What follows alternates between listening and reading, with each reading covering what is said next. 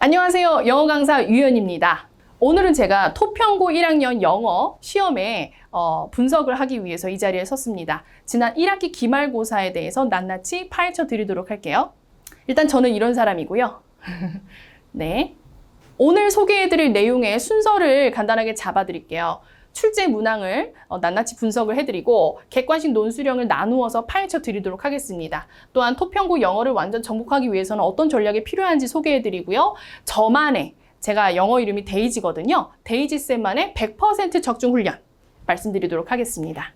자, 일단 유형별 문항 분석입니다. 교과서 내용으로는 8문항이 객관식으로 출제가 됐고요. 그 밖에 외부 지문으로 모의고사 내용이 작년 6월 모의고사가 13문항이 출제가 되어서 총 21문항이 나왔습니다. 논술형은 교과서 문제에서 1문항 플러스 알파 정도가 나왔고요. 외부 지문 모의고사에서 2문항이 출제가 되어서 총 3문항인데 이게 말이 3문항이지 쪼개어서 이제 아주 세부적으로 문제를 2개, 3개를 엮어서 한 문제를 만들어 놓았던 것이기 때문에 실제 문항의 개수는 10문제 정도라고 생각을 해주시면 될 것 같습니다. 자, 비율을 보시면 굉장히 확연하게 큰 비중을 차지하고 있는 부분이 있어요. 내용 이해 부분입니다. 어법과 어휘는 그에 비해서는 상당히 작은 비중을 차지하고 있죠. 근데 특히 토평고에서 시험 문제로 다루시는 내용 이해 출제 영역은 대의파악 유형이 특히 다수 포함되어 있다는 게 특징입니다. 대의파악 유형은 뭐냐면 모의고사와 수능을 기준으로 말씀을 드렸을 때 요지, 주장, 제목, 주제 이러한 것들을 파악을 해야 하는 경우들, 그러한 것을 문제로 만들어서 출제를 하시는 경우 그러한 모든 유형들이 이제 대입파악 유형에 해당을 한다라고 볼 수가 있겠는데 정말 다양한 여러 가지 유형들을 섞어서 내용의 흐름과 세부 사항들을 잘 기억하고 이해하고 해석하고 있는지를 물어보셨더라고요. 난이도별 문항 분석을 해보시면 최상부터 하까지 제가 나눠놨는데 최상 난이도에 해당을 하는 문제는 한 문제 정도로 제가 분류를 했고 상에 해당하는 것이 그래도 꽤 많아서 4문제 정도라고 분류를 했습니다. 나머지는 중하에 해당하는 문제라고 보실 수 있겠습니다. 자, 객관식을 파헤쳐 보겠습니다. 정말 다양한 유형의 객관식 문제가 나오거든요. 우리 모의고사 수능에서 19번에 배치가 되어 나오는 저자의 심경추론 유형이 이제 토평고에서도 나왔었는데요. 좀 특이한 점은 보통은 보기 구성을 전반부 심경에서 후반부 심경으로의 변화로 2가지씩 2개의 보기로만 페어로 해서 주는데 토평고에서는 이 4번 문제에서 3단계로 감정의 변화를 읽기를 바라는 그런 취지로 문제를 내셨습니다. 친구들이 쉽게 풀지는 못했었던 걸로 제가 기억을 하고요. 그 다음에는 요약문 완성하기를 또 굉장히 활발하게 출제를 하셨어요. 그래서 이 전체 내용의 흐름을 알아야지만이 이 요약문을 완성을 할 때 각각 A, B 빈칸에 어떤 단어를 집어넣어야 되는지를 간파할 수 있도록 글의 중심 내용을 확실히 잡고 있는지를 묻는 문제 내셨습니다. 문맥상 낱말 추론 문제도 모의고사와 수능에서 절대 빠질 수 없는 대표 유형 중에 하나인데요. 토평고에서는 이 유형도 적극적으로 활용해서 많이 섞어서 내셨고요. 요지, 제가 아까 말씀드렸던 대의파악 유형 중에 하나죠. 요지를 묻는 문제, 보기를 영어로 구성해서 친구들이 조금씩 어려움을 느끼면서 찾아낼 수 있도록 그렇게 내셨어요. 자, 요거는 이제 모의고사인데요. 여기에서 밑줄 부분을 함축의 밑추론 유형으로 이 함축의 밑추론이 모의고사와 수능에 가서는 우리 학생들이 가장 어려워하는 유형 중 하나거든요. 그렇게 변형 문제로 만들어서 내셨습니다. 이 역시 전체적인 중심 내용을 확실하게 파악하지 못한 친구들한테는 전혀 절대 근접할 수 없었던 접근조차 불가능했던 그러한 문제 유형이에요. 문장 위치 삽입 유형도 대표적인 아주 전형적인 모의고사의 스타일이고요. 네, 논수령을 볼까요? 이제 논수령에서는요, 영어로 된 문제를 내고 그 영어로 된 문제를 잘 이해해서 그에 맞는 대답을 쓸 수 있는지, 보기에 나와 있는 그러한 조건에 맞춘 영작을 잘 할 수 있는지 영작 능력을 시험했습니다.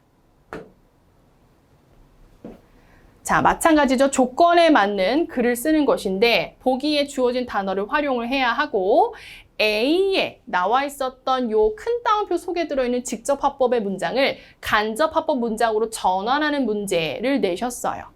근데 이제 뒤에서 말씀드리겠지만 제가 간접 화법 훈련을 많이 시키고 이것이 나올 것을 예상을 했습니다. 그래서 우리 친구들도 다 맞췄어요. 자, 영어로 쓰시오라고 해서 영어로 된 상황을 주고 조건에 맞는 영작을 하도록 시켰고요. 논술은 3번 같은 경우도 조건에 맞는 글을 보기에 나와 있는 단어들을 참조해서 잘 어법에 맞게 영작하도록 했습니다. 네, 이제 토평고 1학년 영어를 완전 정복하기 위한 전략을 한번 들어가 보겠습니다. 일단 교과서보다는 모의고사의 비중이 상당히 큰 것을 확인을 하셨을 겁니다. 확실하게 모의고사 내용을 다 잘 잡아내야 하고요. 평소에 실전과 동일한 모의고사 풀이가 그래서 필수적입니다. 평소에 모의고사를 통해서 이런저런 다양한 주제를 담아내고 있는 글들을 접해보지 않으면 실전에서 모의고사가 변형된 문제로 나왔을 때 굉장히 당황할 수밖에 없습니다. 그래서 저는 평소에 모의고사 학평을 대비해서 최소 주 1회 이상은 모의고사를 치르고 있고 또 수업 시간에 해설 강의까지 해주고 있습니다. 다각적인 능력을 요하는 논수령이 토평고의 특징입니다. 그거에 대비하기 위해서 자신의 생각을 바르게 영작할 수 있어야만 합니다. 토평고 논수령의 또 하나의 특징은 단순히 어법만 실력이 갖춰져 있다라고 해서 혹은 단어만 많이 한다라고 해서 고득점으로 가기는 좀 어렵습니다. 왜냐하면 자신의 생각을 조리 있게 어법에 맞는 영작을 할 수 있는지 그 능력이 1등급을 좌우하는 능력이기 때문에 평소에도 뭐 영어 일기를 써보는 것까지는 아니더라도 내신 내용에 해당하는 그 범위 내에서는 최대한 관련지어서 시험 범위 내에 나와 있는 내용과 내 생각을 접목시키고 관련지어서 내 생각을 영작을 해보는 그런 훈련이 절대적으로 필요합니다. 우리 친구들은 그렇게 대비를 했고요. 자, 보시면 여기에 나와 있는 거 제가 이번에 80%의 적중률을 보였습니다. 지난 1학기 기말고사에서요. 어떠한 적중이 있었느냐면 평소에 제가 그날 배운 내용들에 대해서 반드시 리뷰 테스트를 봅니다.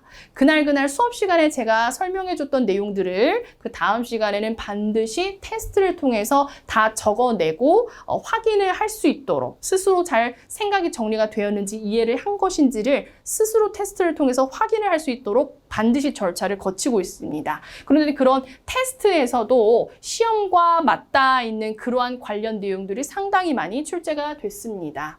이렇게 영어로 된 문장에 대해서 영작을 해보는 훈련도 평소에 많이 하고 있고요. 그 다음에 요거는 이제 제가 자체적으로 실전 모의고사를 풀 때 줬던 문제들인데 조건에 맞는 영작을 하도록 훈련을 시켰고요. 조건에 맞는 글쓰기, 아까도 뭐 보셨겠지만 굉장히 중요해서 쓸 수 있도록 이야기를 했고 아까 말씀드린 그 간접화법 있죠? 네, 간접화법이 반드시 출제가 될 것이다 라고 예상을 하고 실제로 많은 훈련을 시켰습니다. 네, 이제 2학기는 80%에서 그치는 것이 아니라 100% 적중을 향해 나아갑니다. 100% 적중을 하기 위해서 제가 내세우는 전략은 일단 교과서 내용은 당연히 완벽 이해를 해야 됩니다. 교과서는 기본입니다. 그 후에는 첫째도 모의고사, 둘째도 모의고사, 마지막도 모의고사입니다. 모의고사를 반드시 정복해야 됩니다. 그런데 이것은 교과서와 다르게 좀 어렵습니다. 난도도 올라가고요. 또 그 모의고사 내용을 가지고 정말 다양한 유형의 다른 문제들로 변형이 가능하기 때문에 다양한 방향으로 변형 문제를 평소에 또 많이 풀어본 친구들 많이 승부를 볼 수가 있습니다. 문제에 대한 이해력도 뛰어나야 하고요. 또 라이팅 스킬이 절대적으로 필요한 학교가 토평고입니다. 문제 이해는 어떻게 해야 되느냐고요? 평소에 선생님이 이런저런 다양한 문제들을 풀어보게끔 자료 제공을 해줌으로써 그 실전 감각을 익히는 겁니다. 그 속에 들어있는 영작 훈련까지 몸소 다 체득을 해서 실전에 가서는 실제로 중간고사, 기말고사를 치를 때에는 별 어려움 없이 오히려 연습 때보다도 더 쉽게 느끼면서 그렇게 잘 써낼 수 있도록 그렇게 훈련시키고 있습니다. 매시간 테스트, 매시간 클리닉, 매시간 독해력 향상을 본다라는 점이 저의 수업의 특징입니다. 시험 전 범위를 대상으로 실전 모의고사를 반드시 실행을 하고 있습니다. 이 실전 모의고사는 시험 당일에 누구나 겪을 수가 있는 시험 불안증 이라고 하죠. 그러한 것들을 좀 낮춰줄 수 있도록 최대한 실제 시험지와 동일한 구성과 여러 가지 형식들을 다 맞게 갖추어서 제공을 하고 있습니다. 그래서 친구들이 이번에도 많은 도움을 받았다고 해요. 모든 학습 상황은 무조건 기록됩니다. 우리 아이가 오늘 학원에 가서 어떤 내용을 배웠는지, 그 배운 내용에 대한 테스트는 어떻게 받고 그 테스트의 결과에 대한 이유는 무엇인지, 통과를 했으면 어떻게 해서 정말 잘 통과를 한 건지, 통과를 못했으면 그 이유는 과연 무엇일지 제가 끊임없이 부모님들과 소통하고 피드백을 드리고 있습니다. 부모님들은 정말 다 아셔야 된다라고 저는 생각을 하거든요. 그래서 알 권리를 충족해 드리는 것이 제 역할 중에 하나라고 봅니다. 상시대기 24시간 질문방이 오픈이 됩니다. 시험 기간에 저는 일찍 자본 적이 없어요.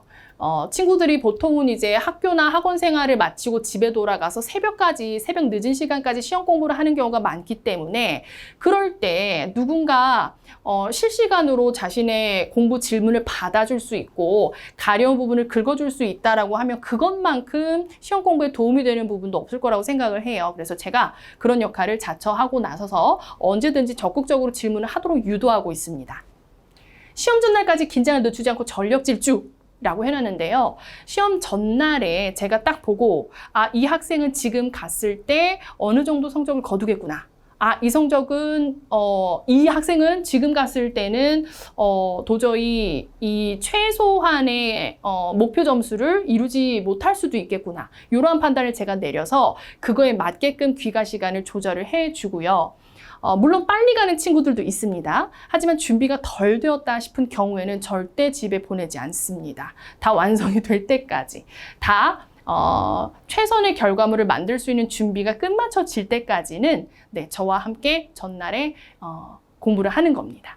네, 토평고 1학년 영어 분석 자료는 여기까지입니다. 그 밖에 궁금하신 사항이 남아 계시거나 제 수업에 대한 궁금증 혹은 커리큘럼 혹은 학원에 대한 여러 가지 궁금증 뭐든 좋습니다. 제 화면상에 들어가 있었던 제 개인 번호로 연락을 주셔도 좋고요. 학원 대표 번호로 연락을 주셔도 좋고 언제든지 제 수업에 대한 문의 또 학교 시험에 대한 그러한 관련 궁금증 사항들 질문들 많이 해주셨으면 좋겠습니다. 네, 지금까지 영어 강사 유연이었습니다. 고맙습니다.